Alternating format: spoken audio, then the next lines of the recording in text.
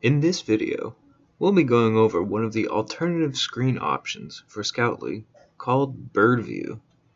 Bird View is a way to quickly and simply view the statistics and profitability for a given item. To navigate to Bird View, you can swipe either direction on the scouting screen, or you can tap the text on the bottom of the page that says Bird View. Once in Bird View, you will see 6 colored squares, each one representing a different statistic for the item. These statistics are lowest price, used buy box price, Amazon new buy box price, average sales rank, days with sales, and number of offers.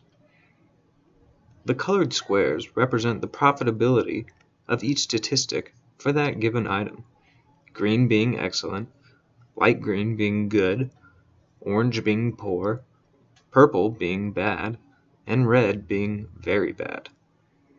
As you can see for this item, most of the squares are either poor, bad, or very bad, resulting in a reject from the profit trigger.